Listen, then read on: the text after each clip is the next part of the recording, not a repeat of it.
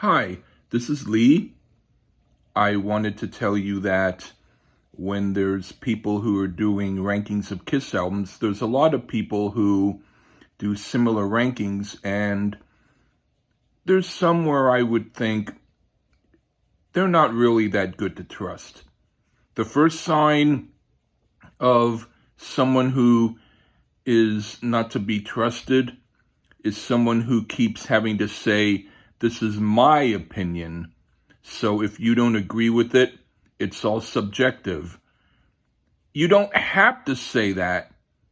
If you have to say it's only your opinion, you're kind of self-effacing your opinion to the point where people might think you're apologizing for it because you think that there's something wrong with your opinion.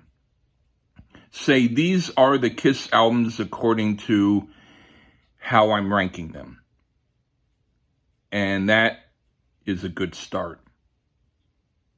Another thing is when people have to read information like, Kiss was a band that started in 1974 with two guys who met another guy in Electric Lady Studios, and then they rehearsed in a loft. And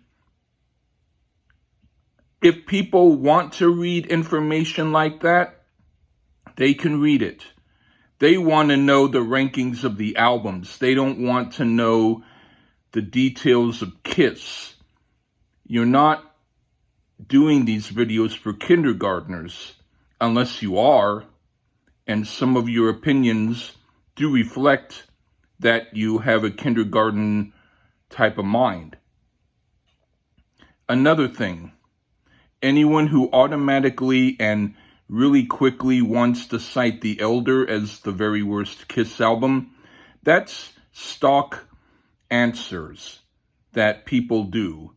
They automatically think that people will think that they're cool if they mention The Elder as being the worst Kiss album, which it isn't. It's not their best, according to me, but it's not their worst. And people who rank Peter Criss's solo album before Gene's, Peter's has a few more rocking songs in it than Gene's.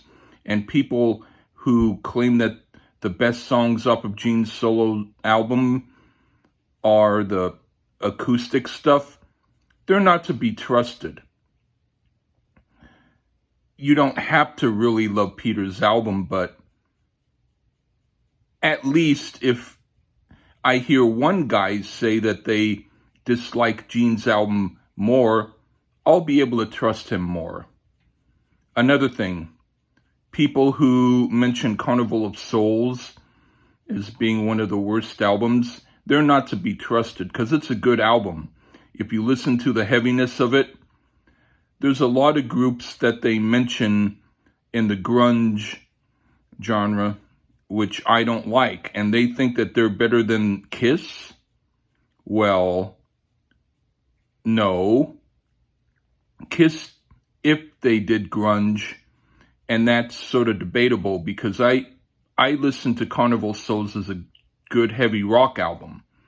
But for people who automatically claim that it's a grunge album are looking at Wikipedia or listening to other people who said it, they're not to be trusted. And if someone says that Harder Than Hell has a bad production but great songs, they're not to be trusted either because the production isn't that much different than the first album. And if you're listening to it on a good system, it's not bad.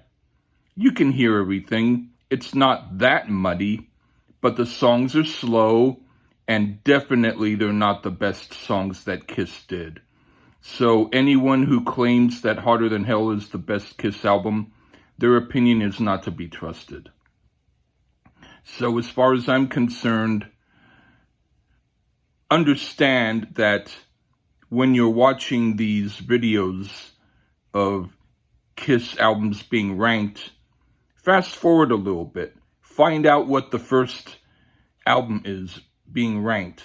If it's Harder Than Hell, or even if it's Destroyer, which is another thing that you can't trust them if they think it's Destroyer which is the first album, then yeah, you don't really need to watch the reviews.